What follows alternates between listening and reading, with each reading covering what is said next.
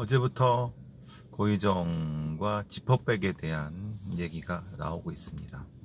사실 어제부터 나온 건 아니죠. 사건 초기부터 사건 관련된 분들이 그 청주집에 고의정이 현 남편과 살았던 청주집에서 발견된 지퍼백.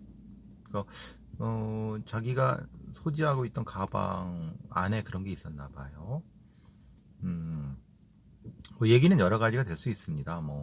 평소에도 지퍼백을 잘 썼는지 아니면은 요번에만 썼는지에 대한 부분이 이 고려가 돼야 될 부분입니다. 글쎄 이제 현 남편이 그리고 이제 그 여러 가지 보도를 통해서 나온 사항을 보면은 사실 그 집이 너무 지저분하죠. 그러니까 이제 평소에도 여러 가지 면에서 집을 청소를 잘 안 하고 상당히 지저분한, 마치 저장강박인 사람처럼. 저장강박인 분들 보신 적 있나요? 가끔 이제 동네마다 한 분씩 계시죠. 집에다 온갖 그 잡동사니 쓰레기를 다 주워다가 모아놓고 그냥 거기서 냄새 나는데 그냥 아주 그 좁은 집 전체는 다 쓰레기고 그 좁은 데서 사는 그런 분들. 또 애니멀 호더, 그러니까 개를 수십 마리씩 키우면서 개똥이 즐비한데 본인은 좁은 공간에서만 사는.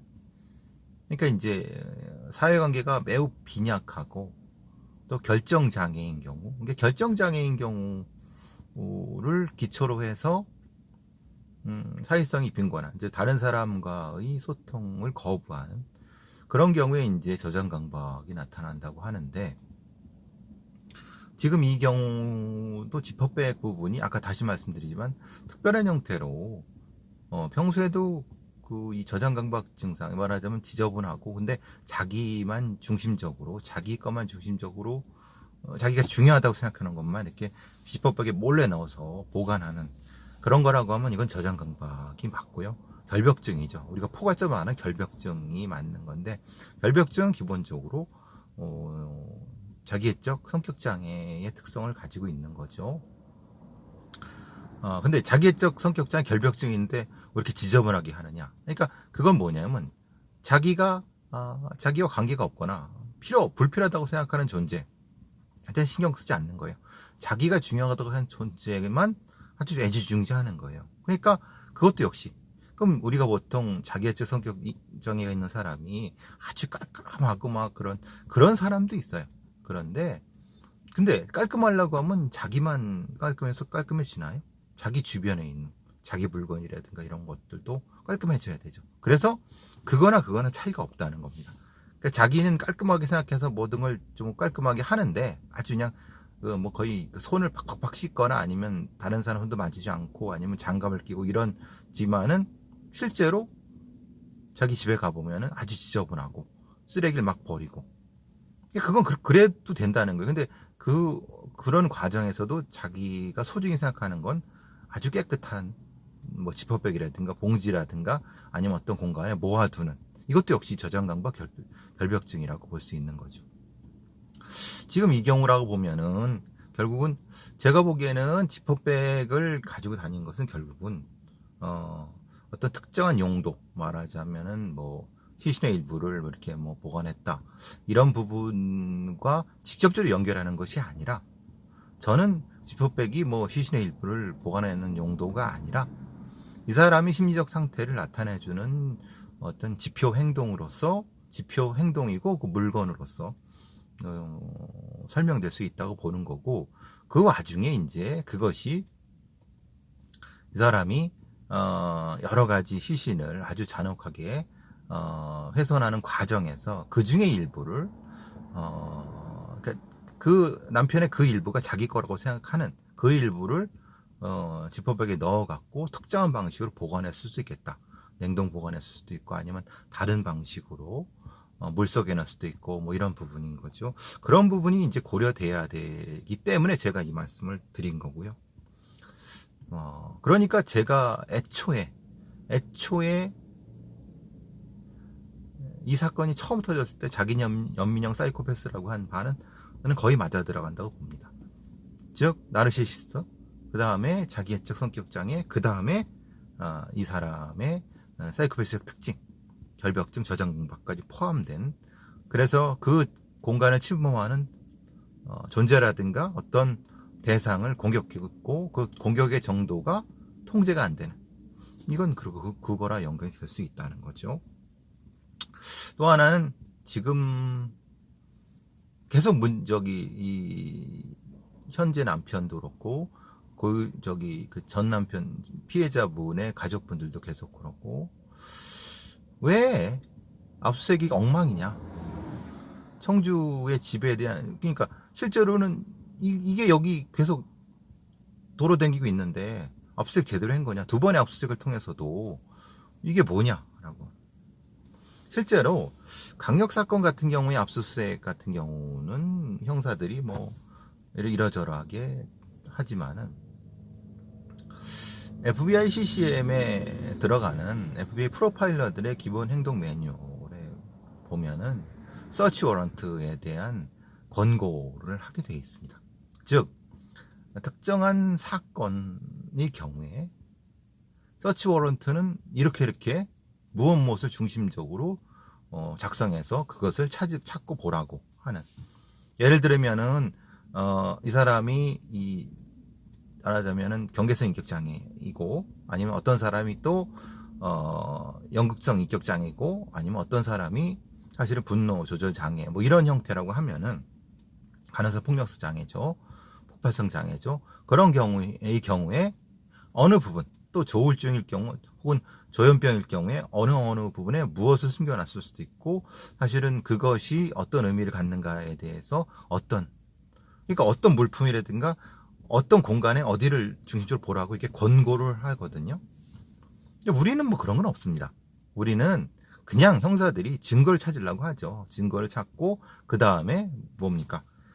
과학수사 요원들이 그 부분에 대해서 감식을 하고 이런 형태인데, 실제로는 다시 말씀드리지만 물적 증거는 CSI가 하지만은 그 물적 증거를 찾는 과정에서 물적 증거와 물적 증거 사이의 관계, 그리고 실제로 무엇이 없는가, 있어야 될 게 없는가, 그리고 어느 부분을 어떻게 봐야 되는가, 그리고 어느 부분을 어떤 방식으로 어떤 순서로 수색을 해야 되는가, 이런 것들은 검사는 저는 모르죠. 알 수가 없죠.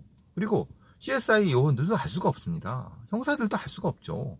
당연하게도 이것은 프로파일러들, 범죄 심리를 전공한 사람들이, 그걸 통해서 범죄를 수사하는 사람들이 그것에 대한 권고를 하고, 그걸 또 매뉴얼로 받아서 근로수색영장에 넣어서 그런 방식으로 해야 됩니다. 이게 참 답답한 부분이에요. 물론 이 사람들도 마구잡이로 압수수색을 하진 않았겠죠. 그런데 왜 지퍼백이 거기 있었을까? 그리고 또 흔히 지금 말하는 졸피뎀이라든가 어떤 손가방 안에 파우치 안에 다 놓쳤잖아요. 그럼 이 사람들은 도대체 압수수색을 하는 매뉴얼을 알기는 아는가? 좀 답답한 부분이에요. 애초에 사실 어떤 살인사건이나 어떤 실종사건이나 어떤 성범죄 사건이나 처음에 어떤 사건인지 모릅니다. 그렇기 때문에 열려진 모든 가능성을 두고 압수수색을 진행해야 되거든요. 그럼 거기 압수수색에도 경험이 있고 또 제대로 훈련받은 사람이 진행을 해야 되거든요. 그리고 당연히 그 부분에서는 독수독과의 원리, 즉 적법한 형태의 압수수색 영장이 발부가 돼야 되는 거예요. 그럼 적법한 형태의 압수수색 영장이 발부가 되려고 하면 어느 부분을 어떻게 수색하는 거고, 이것은 이러 때문에 이렇게 영장을 해 주십시오라고 해야 되는 거죠. 근데 우리나라는 사실 기가 막힌 사실 무능한 판사들이 여태까지는 경찰이나 검찰이 청구하는 압수수색을 95%가 뭐예요? 사실은 96, 7%까지도 거의 대부분 무제한으로 내줬죠. 그러니까 이게 필요가 없었던 거예요.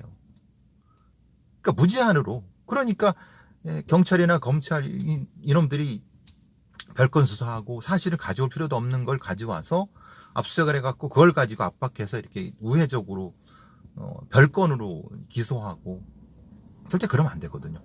그게 결국은 이것은 판사들이 잘못한 거죠. 영장 판사, 전담 판사들이 엄격하게 이 사건의 압수수색은 흔히 말하는 무슨 사건을 수사하려고 그러느냐. 그럼 이런 부분에 어느 부분을 수색하려고 한다. 그건 근데 적절하지 않다. 기각, 보완해와라. 이런 식으로 가야 된다는 거예요. 그러니까 다 개판인 거죠. 판사들도 그게 뭔지도 모르고, 검사도 실제로는 그냥 예전에 해왔던 대로 그냥 무제한 압수수색을 하고, 그러니까 이제는 근데 무슨 문제가 생겨요? 제주 보육교사 살인 사건에서 제가 그저께 제가 올린 것 보셨죠? 독수독과에 걸려버린 거예요. 즉 압수수색에 제대로 적법하게 압수수색을 해서 증거를 취득하지 않았는데 그걸 어떻게 믿느냐, 이렇게 돼버리는 거예요.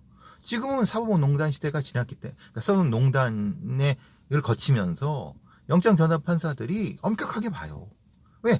자기 선배들이 지금 재판을 받는 입장인데 그걸 엄격히 보려고 하잖아요. 이제는 무제한의 압수수색 영장이라는 건 이제 존재할 수가 없어요, 앞으로도. 근데 이렇게 엉망으로 해버리면 어떻게 했냐 이 말이죠. 저희 같은 사람들이, 프로파일러들이 압수수색, 서치 워런트에 대한 권고를, 이 사건은 이런 사건이기 때문에 어디를 보고 어떤 물품을 중심으로 압수수색하고 그걸 적법하게 어떻게 해야 된다라고 하고, 그것은 압수수색한 것은 정식으로 어떻게 증거 보관을 한다. 여기까지가 이제 완전한 사이클이거든요. 이게 안 되면은 형사 수사고 재판이고 다 개판되는 거예요. 제주보육교사 살인 사건 보세요. 판사들 그렇게 안 봐요. 이제는 답답한 상황이라는 거죠. 어쨌든 뭐 지퍼뱅 얘기가 나와서 잠깐 말씀드렸습니다. 아직 고의정에 대해서는 아직 나올 게 더 많습니다. 좀 더 보면서 한번 다시 또 말씀드려보도록 하겠습니다.